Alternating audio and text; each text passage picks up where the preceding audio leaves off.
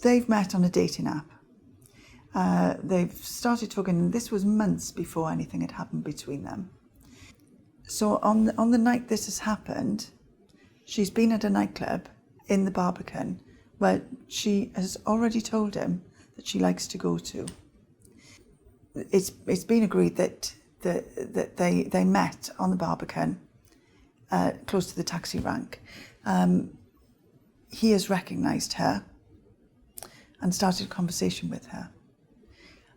He wants to take her immediately back to his house, based on that conversation that they've had months ago and 2 minutes of meeting him on the Barbican. His idea is that they go back to his house straight away.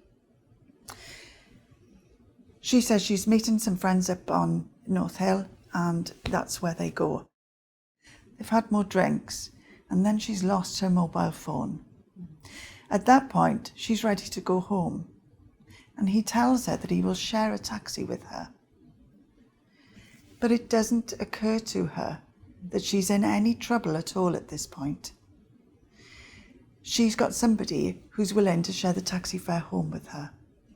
She's got somebody who's already spoken to a friend of hers and said, "Don't worry, mate, I'll get her home safe." She hasn't asked him where he lives because she doesn't think she needs to, because she thinks she's going home.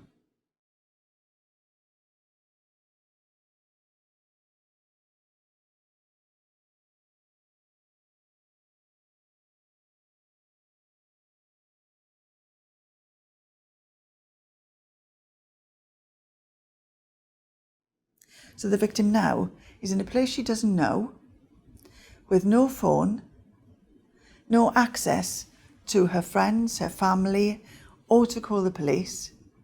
And her choices have now diminished to, I have to go with this man, he said he's going to get me home safely. So because she doesn't think she's in any trouble, because she has trusted a stranger, and he is a stranger, the CCTV that shows him leading her by the hand back to his flat. She doesn't know she's in any trouble at this point. And it's then that he turns, and only then that she realises that she's in trouble. So once inside the flat, he then says he's calling the phone, and he says he can hear it somewhere in the flat, vibrating. And he keeps trying to reassure her that it's in the flat somewhere and they'll find it later, and that she should just lay on the bed and rest. So she does this, she keeps asking the phone, he keeps saying he's calling it and say you can hear it vibrating, but the phone was never there. He then subjected her to a brutal and sustained attack over several hours, where he would sexually assault her, he would pin her down, kneeling on her chest. She has injuries that support this. While sexually assaulting her, he would also strangle her to a point where she would lose consciousness. Once she regained consciousness, he would give her a break and then start again. And he would continue the cycle over and over, the cycle of fear that she was in. She said at any one time she thought she was about to die.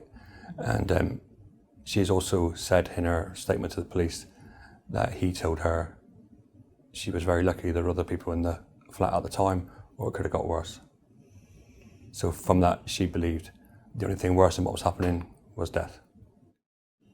The strength she showed and the bravery and her motivation for supporting the prosecution is to, in her words, she doesn't want anyone else to go through what she has gone through.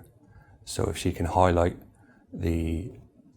what happens if you do come forward and are brave, she said that's all she wanted to do, is to show other people that if you do come forward, you will be believed and you will be supported. I've never come across anything as severe as this case. I believe it's one of the worst cases of this kind that Devon and Cornwall Police has ever had to deal with. Throughout, he has never shown any remorse, has never made any admissions.